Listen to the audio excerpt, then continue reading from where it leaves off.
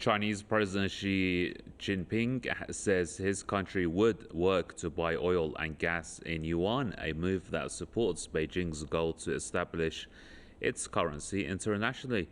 Xi says Beijing will also make full use of the Shanghai Petroleum and National Gas Exchange as a platform for oil and gas trade with the yuan.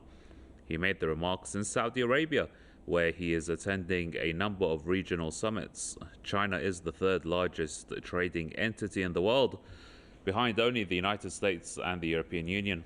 Beijing has been encouraging partners to use yuan in bilateral trade in a de-dollarization, that is, push.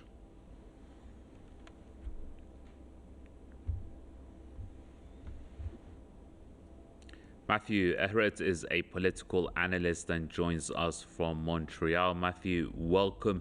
It's the kind of news that you would imagine would send the shockwaves to Washington. Most certainly, yes. The age of the petrodollar is sincerely coming to an end. Right, and then as the dominant currency in the global market, the dollar, with the decline of the dollar, would you imagine or do you foresee the decline of the US's global hegemony at the same time as well? Well, that goes without saying. The two run together, and since the early 70s, when the petrodollar was established, the hegemony of the United States was based entirely upon the dominance of the US dollar system, which itself is tied to speculative economic activity, tied to the valuation of petrol, shaped by things like the speculative spot and futures markets, which have no real bearing on the real economy, what is really being produced in the real world.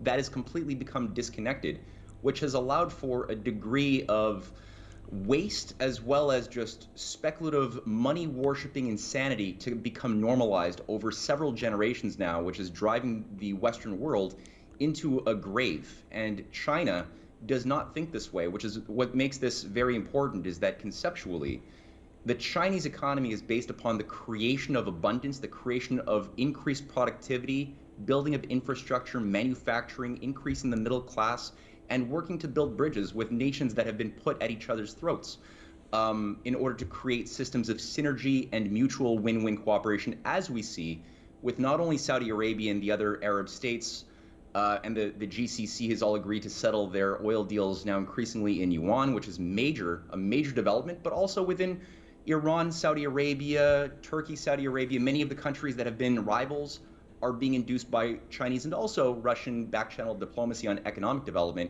to actually build bridges for the first time in many generations, which is offering a lot of hope. And then, Matthew, what do you make of we're seeing now advanced talks between Saudi Arabia and China, for example, to sell Saudi oil to Beijing in the yuan? What do you make of this shift in policy where once upon a time the Saudi Arabia heavily relied on the United States and would never have imagined we would have never imagined to have read such a news that it had shifted to more to the east? Well, I think that the leadership within Saudi Arabia has come to realize that the governing agenda of that which is animating the Western technocracy of Europe and North America is governed by a logic of de-development, deconstruction of industrial civilization by the creation of scarcity.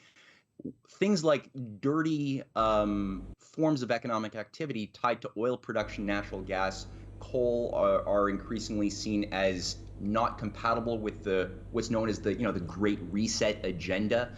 So China is not encumbered by any of these things. They want to help Saudi Arabia develop their Saudi Vision 2030 agenda, which is much more synergistic with the Belt and Road Initiative, the spirit of developing full spectrum economies. And Saudi Arabia has not been permitted to develop even manufacturing. It has only a dependency upon oil exports, and it doesn't really have a very viable economy under the Anglo-American Western system of the past 80 years, whereas China is saying, no, let's help you develop nuclear power. We'll help you branch out to have upstream, downstream manufacturing capabilities, and also large-scale infrastructure and everything that goes with on top of oil and petrol. So it's a very different spirit of thinking, which is, I think, much more in harmony with the true self-interest of the Saudi people as well as the people of the Middle East and Southwest Asia more broadly. Matthew, thank you very much indeed for that.